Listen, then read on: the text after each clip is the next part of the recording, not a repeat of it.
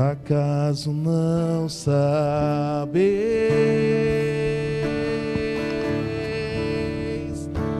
que eu sou da Imaculada?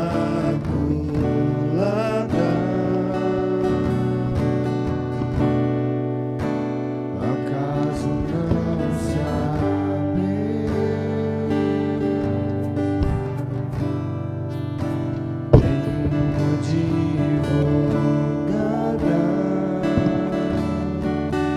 Só quem já foi órfão, Só quem já foi órfão sabe o valor do amor de mãe. amor de mãe. Você pode já ir se abraçando agora, lembrando do amor da sua mãe, ou até mesmo da falta de amor da sua mãe, e lembrando que temos uma mãe pura, perfeita, que nos foi dado como herança. Acaso não sabeis? Acaso não sabeis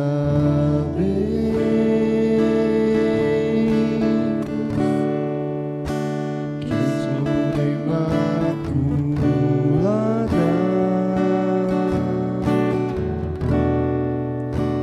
Acaso não sabeis?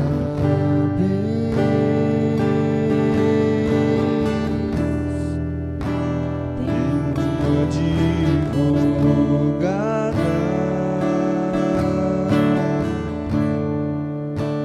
só quem já foi órfão sabe o valor do amor de mãe.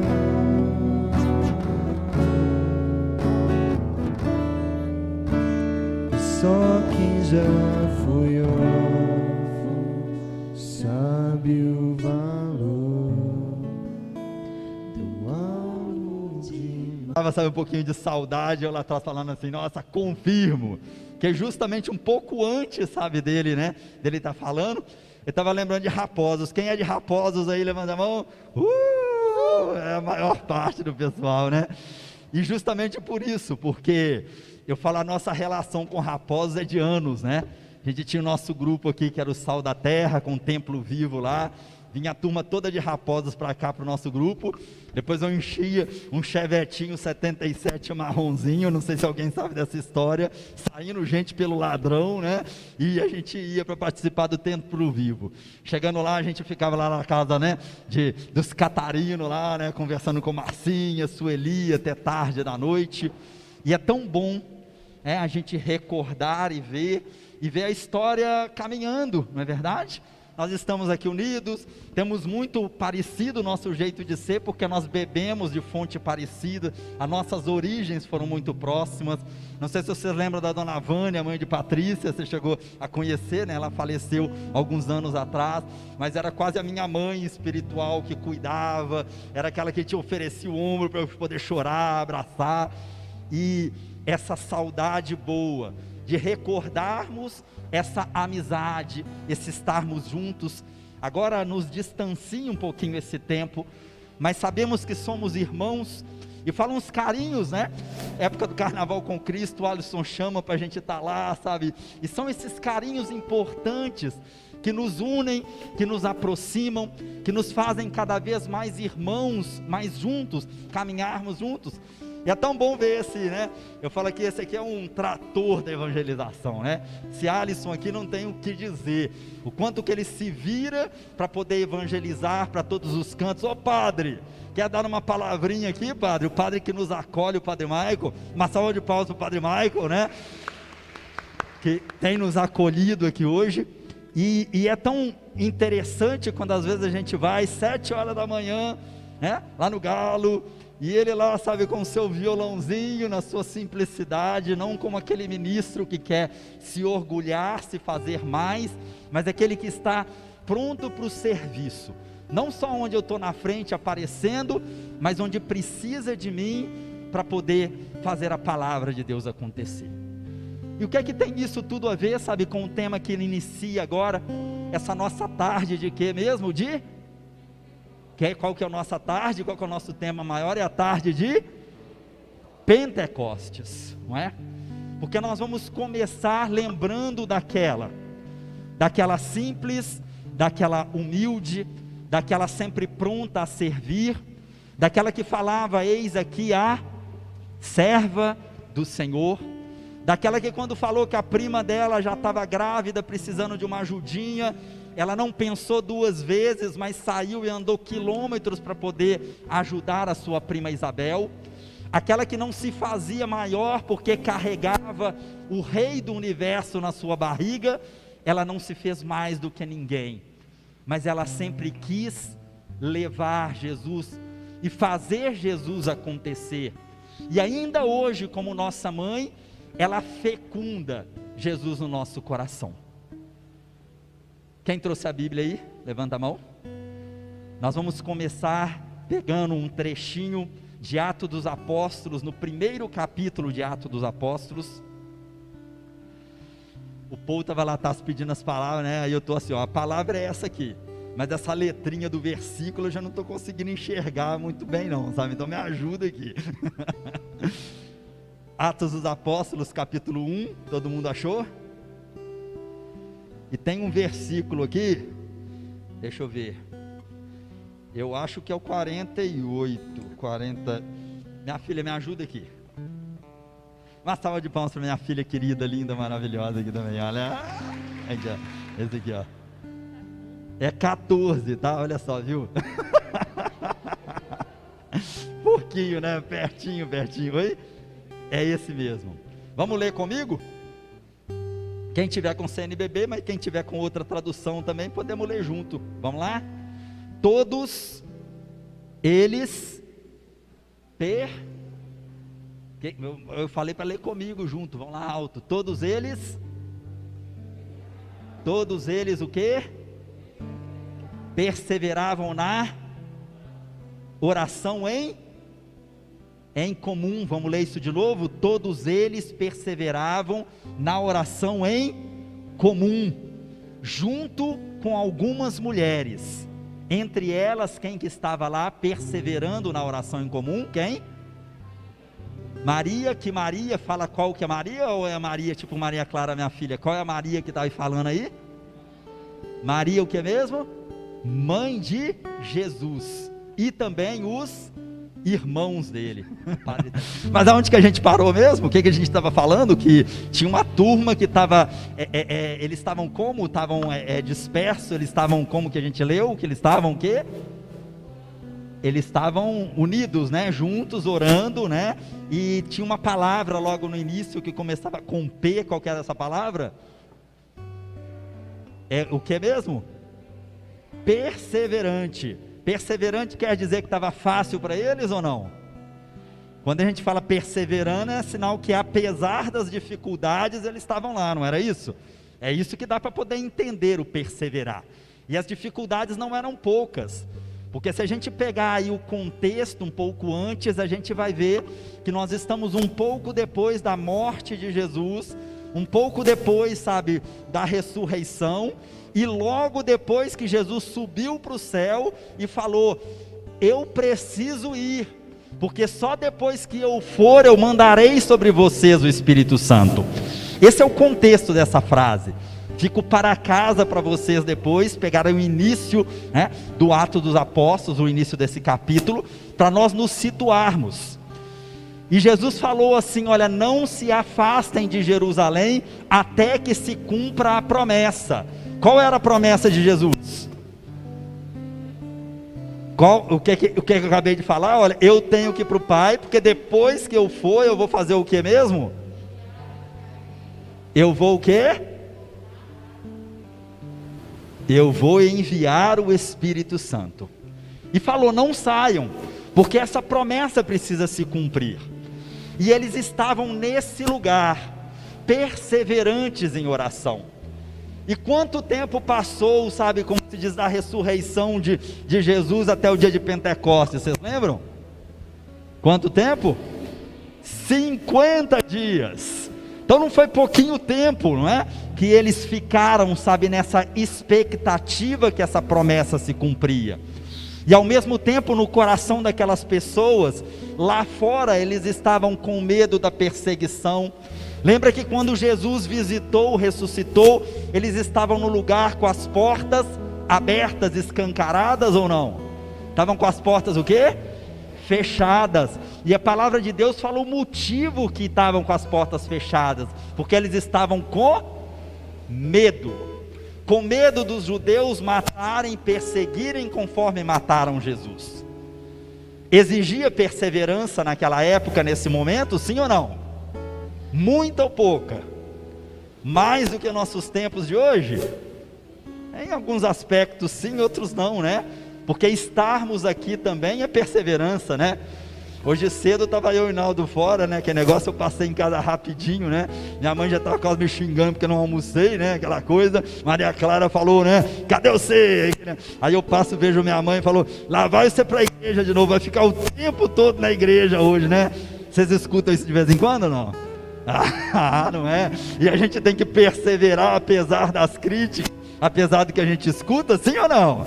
Sim. Diante das coisas que os nossos amigos, que o mundo nos apresenta, quem era essa pessoa importante que ele fez questão de falar que estava lá no meio rezando? Quem é essa pessoa? Quem é mesmo? Maria. Essa mulher estava lá clamando o Espírito Santo. E ela já tinha o Espírito Santo? Sim ou não? Quem acha que sim, levanta a mão. Quem acha que ela, né, estava lá também, como se diz, né? Também quero isso aí, sabe? Estou precisando disso aí. Levanta a mão. Também, né? Porque quem já experimentou o Espírito Santo uma vez, né? Quer experimentar cada dia, na verdade, não é? Mas ela estava lá, naquele lugar que o Alisson falou, né? Que a gente chama de cenáculo com Maria, porque esse lugar que eles estavam lá e que aconteceu esse Pentecostes, nós chamamos esse lugar de cenáculo, e nós hoje aqui também estamos reunidos como se fosse um novo cenáculo. E no cenáculo onde nós clamamos o Espírito Santo, é importante a presença da nossa mãe também, sim ou não? Muito ou pouco? Muito, porque ela é a filha de Deus Pai, a esposa do Espírito Santo, a mãe de Jesus Cristo, ela que é a nossa mãe querida, que nos abraça, que nos acolhe, que nos toma no colo, que intercede por nós.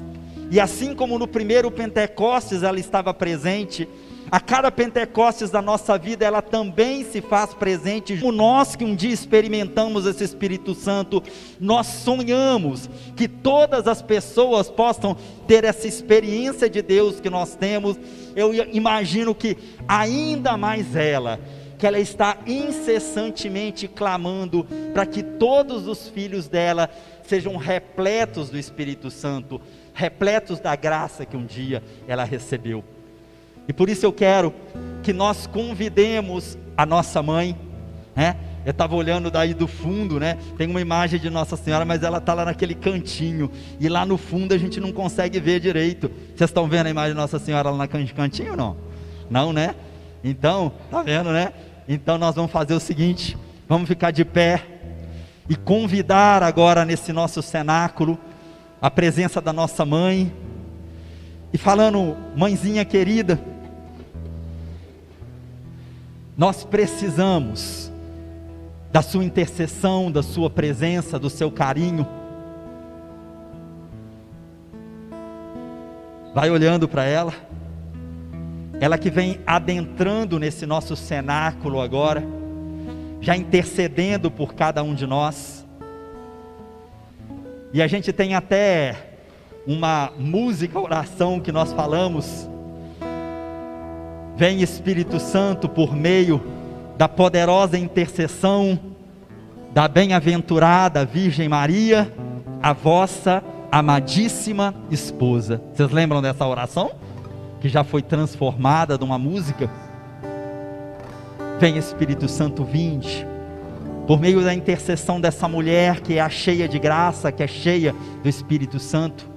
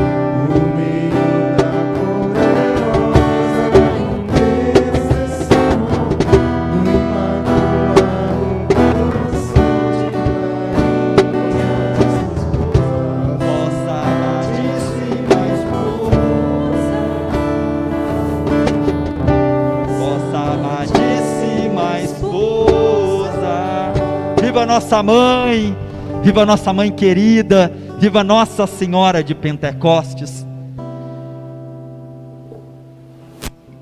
E essa nossa, eu digo que é triste quando a gente vê no nosso meio, muitas vezes nós dispensarmos a intercessão e a presença da nossa mãe. Às vezes nós começamos a ser influenciados, principalmente no meio da renovação, por tantos pregadores protestantes que às vezes, esquecem desses detalhes que estão tão claros na palavra de Deus. E na nossa oração pessoal, no nosso desejo, nós deixamos um pouco de lado essa que foi essencial para o plano de salvação, e que também é essencial para a nossa vida, para a nossa transformação. Nós sabemos muito bem que muitas vezes o nosso relacionamento com Deus Pai, ele é marcado pelos nossos traumas também com os nossos pais da terra. Muitas vezes nós refletimos também o relacionamento com a nossa mãe do céu por causa dos problemas de relacionamento que nós temos aqui na terra. Mas é a hora mais do que nunca de olharmos para essa mulher nesse dia em que nós lembramos Pentecostes e comemoramos um pouquinho, atrasado, conforme a liturgia da igreja. É lembrar dessa presença essencial que não falta nunca na nossa vida. Vamos sentar mais um pouquinho, pegar o evangelho agora de Lucas no capítulo 1 também. Lucas capítulo 1.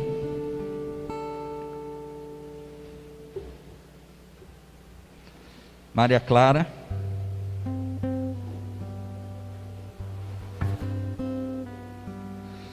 Lucas capítulo 1.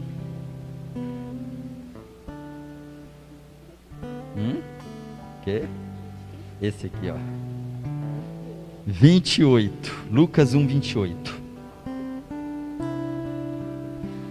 O anjo, quem já achou, vamos lá. O anjo entrou onde ela estava. Se vocês quiserem saber quem é ela, vocês podem ver o primeiro nome que está antes do versículo 28. Qual que é o nome que está antes lá do númerozinho do versículo 28? Quem que é?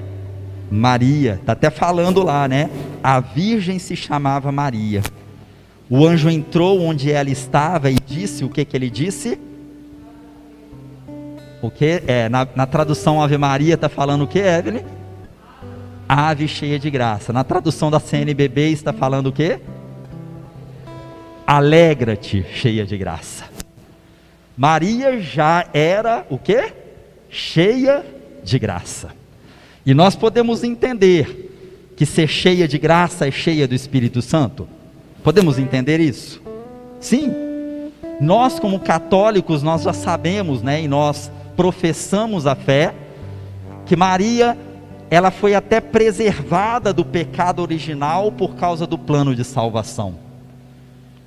Deus não tirou a liberdade que ela tinha de dizer o seu sim, ela não foi obrigada a nada, mas Deus, que já conhece tudo, já a preservou de muitas coisas, e ela já é cheia de graça, desde a saudação, e a saudação é alegra-te, alegra-te, cheia de graça, o Senhor está contigo. Ela perturbou-se com essas palavras e começou a pensar qual seria o significado da saudação. O anjo então disse: não tenhas medo, Maria. Vamos repetir isso? Não tenhas medo. Dizem que na palavra de Deus, na Bíblia, tem mais de 365 vezes falando: não tenhas medo. Justamente porque o medo tem a capacidade de nos paralisar. O medo tem a capacidade de colocar barreiras na nossa vida. O medo, que muitas vezes nós até criamos, que não são verdadeiros, nos impedem de viver. Vocês concordam com isso? Então, uma coisa que Deus sempre nos recorda é isso: não tenhas medo. Fala isso para quem está do seu lado. Não tenhas medo, Alisson. Assim como falou não tenhas medo, Maria, E fala no seu coração também. Qual que é o seu nome mesmo? Qual que é o seu nome mesmo? Isso, bate no seu peito e fala assim também: não tenhas medo, Alex. Quantas vezes precisamos na nossa oração também, diante dos desafios, da ousadia que nos é proposta, a gente poder falar assim: Senhor, confia, não tenhas medo. Maria, mesmo sendo quem era, mesmo sendo aquela mulher que vivia tanto a palavra de Deus, que chegou a gerar e fazer com que o verbo de Deus se fizesse carne em seu ventre, mesmo conhecendo toda a palavra, ela sentiu medo. E o anjo precisou falar com ela: não tenhas medo. Mesmo conhecendo tudo, o medo é natural, sabe, na nossa vida. E ela também teve isso. Quantas vezes nós, na primeira vez que entramos num grupo de oração jovem, ou vamos às vezes, né, como se diz, num encontro da renovação, a gente sente medo daquela turma doida, não é? Que canta demais, que pula demais, que fica falando xaralá, não é verdade, não é? Quem foi à missa ontem ou hoje que já escutou o evangelho? Quem já foi? É, né? Tem uma turminha lá que era até parente de Jesus, que achou que Jesus estava doido. Vocês prestaram atenção nisso? Né? É, né? Até parente dele: não, esse cara vão levar ele embora, porque eu acho que ele está meio lelé da cuca. Às vezes acho que a gente está assim também, né? É?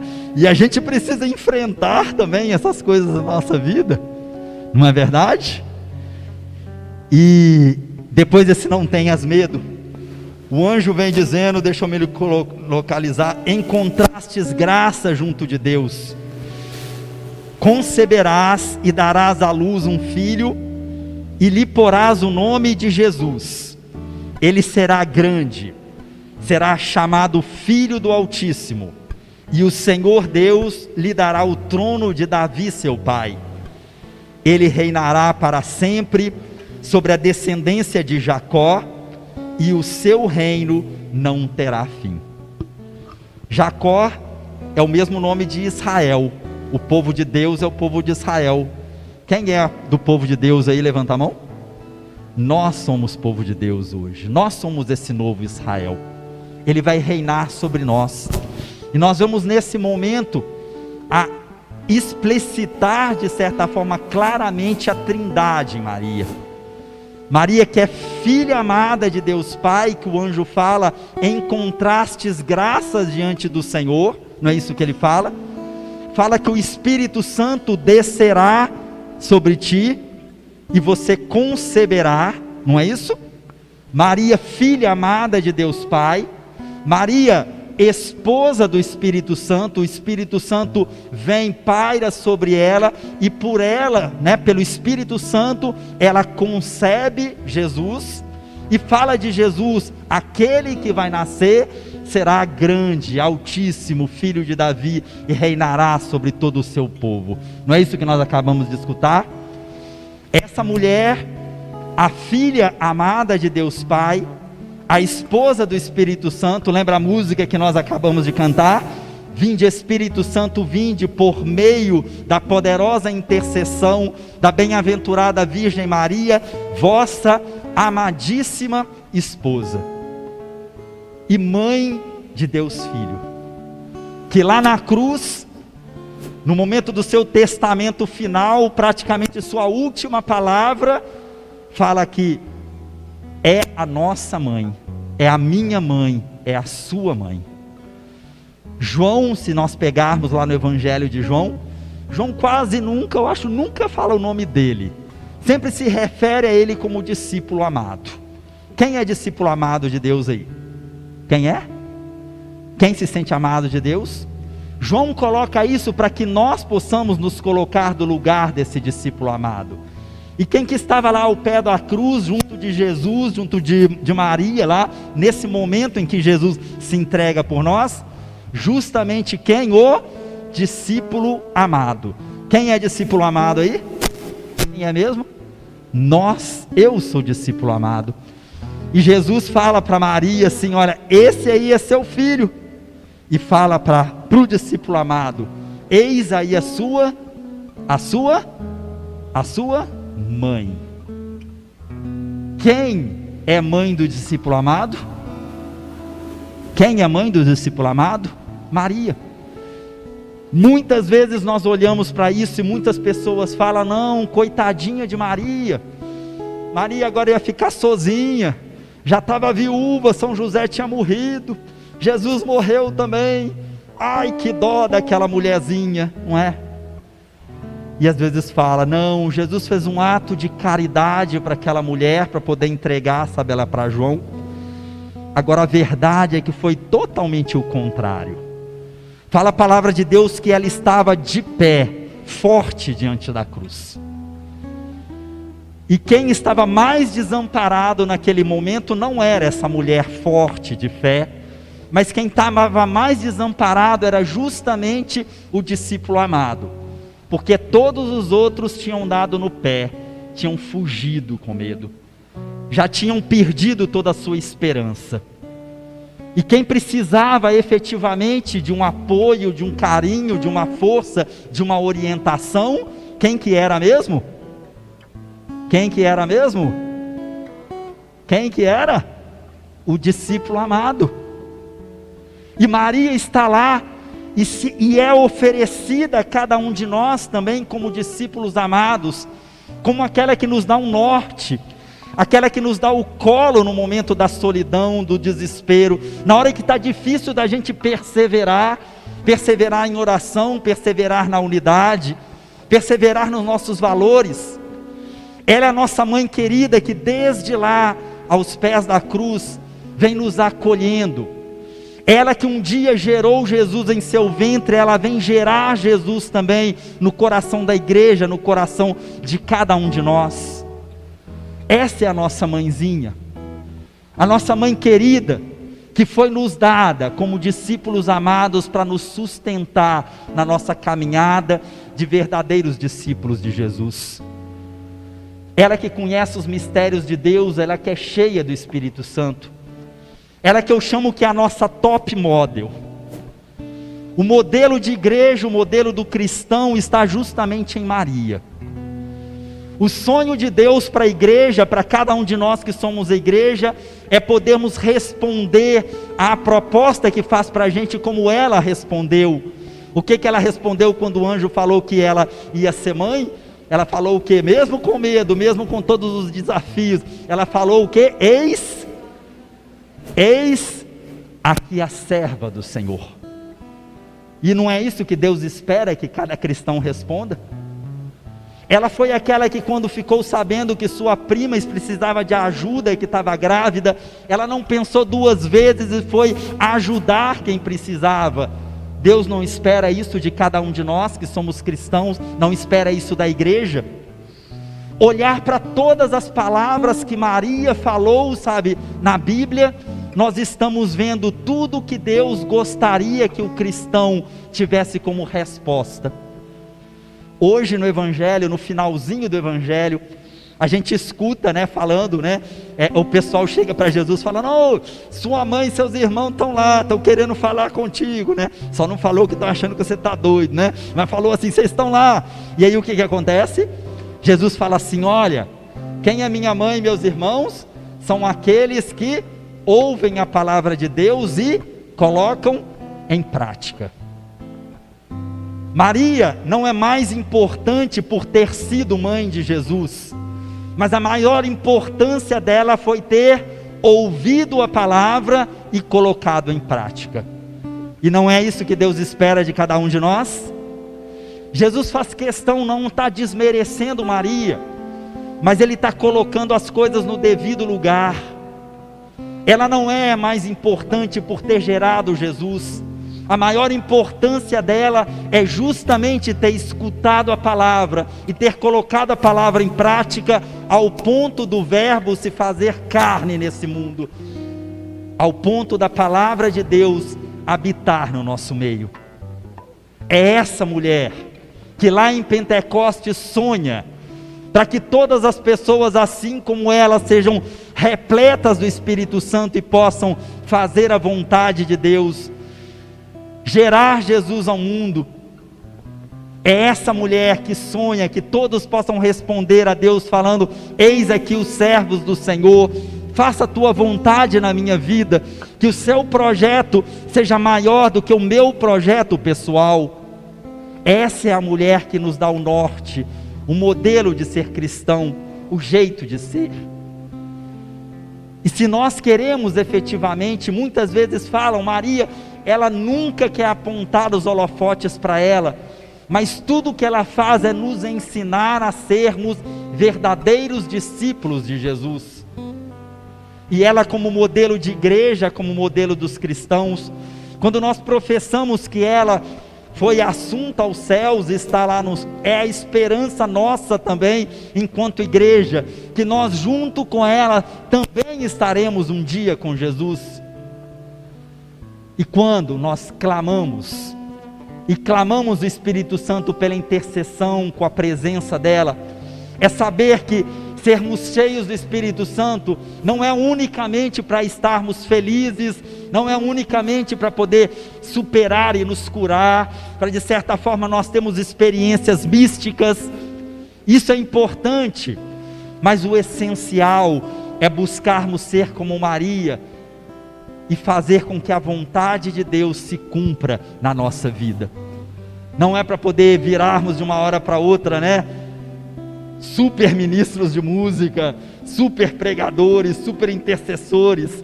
Isso é consequência, mas o essencial não é isso.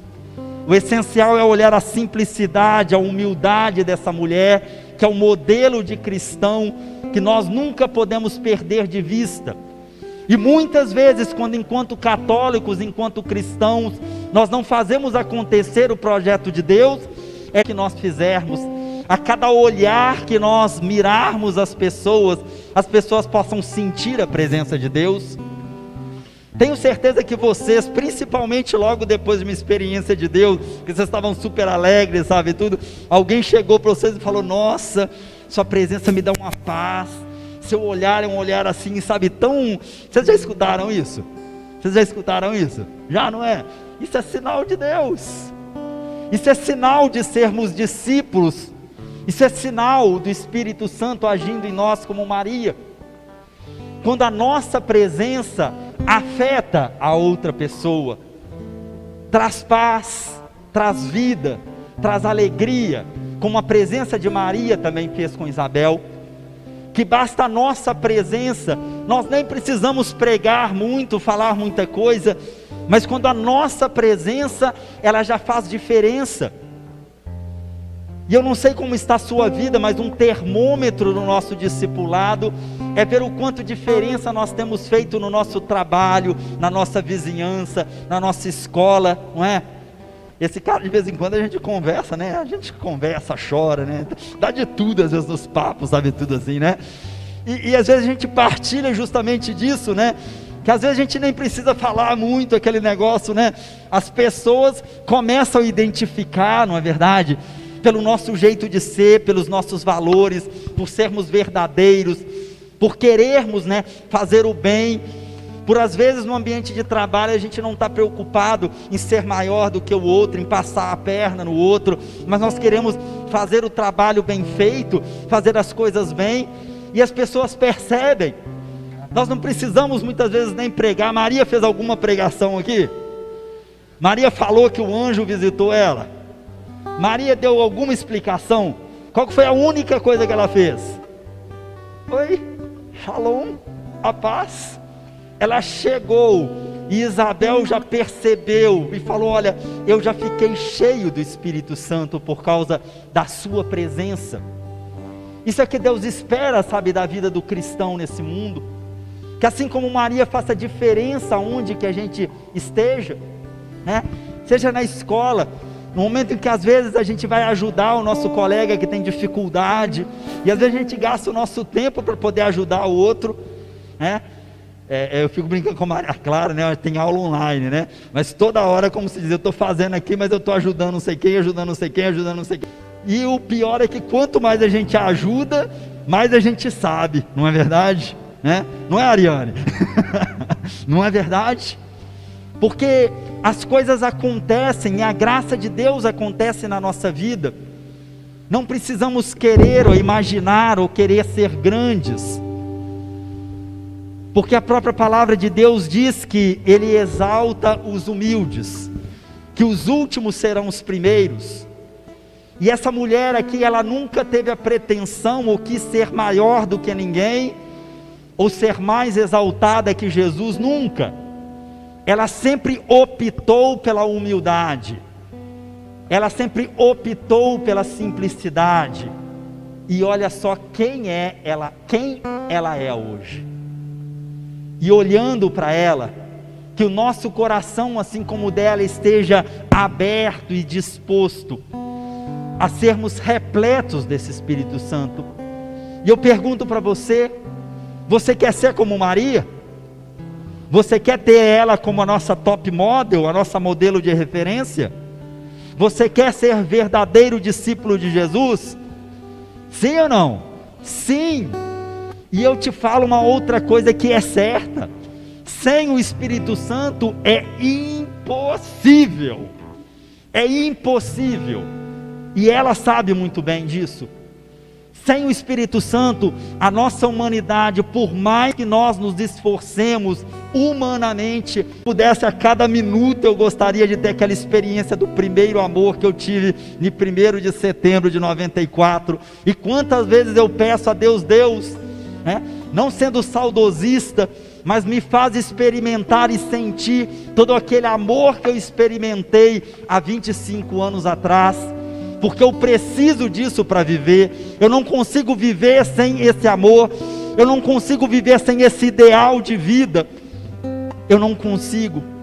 Eu quero ter aquele mesmo ardor que eu tinha, de olhar para todas as pessoas e falar: Deus, eu quero que ele experimentei, teve a capacidade de transformar a minha vida, e eu creio que esse mundo pode ser totalmente diferente se as pessoas experimentarem isso. E eu tenho certeza que essa mulher, naquele dia de Pentecostes, ela deve ter pensado algo muito parecido com isso, vendo os discípulos lá, que ela sabia que ela era a mãe que tinha que cuidar dele, vendo o medo deles, o desespero deles, a falta de norte, de orientação, no fundo do coração dela enquanto mãe, que olhava para aqueles homens e falava: Deus, eu quero que eles experimentem isso que um dia eu experimentei, eu quero que eles vivam isso que um dia eu vivi, eu quero que eles se transformem, eu quero que eles sejam. Sim ou não? Sim ou não? Sim, porque é o próprio Espírito Jesus que começa a habitar em nós e nos fazer cada vez mais parecidos. O quanto você quer? Assim, assado, como você quer isso? A decisão é sua, Eric. A decisão é sua. E essa é a noite que nós fomos convidar a Deus, que os nossos professores tenham essa experiência de Deus, que os nossos padres tenham essa experiência de Deus, que todas as pessoas desse mundo possam ter essa experiência, que tenham as suas feridas curadas, as suas carências afetivas curadas, porque aí sim o mundo será diferente. Você concorda comigo? Concorda? E você quer ter esse mesmo sonho que eu tenho? Esse mesmo sonho que Maria tem? Sim. E para isso nós precisamos efetivamente sermos repletos desse Espírito Santo.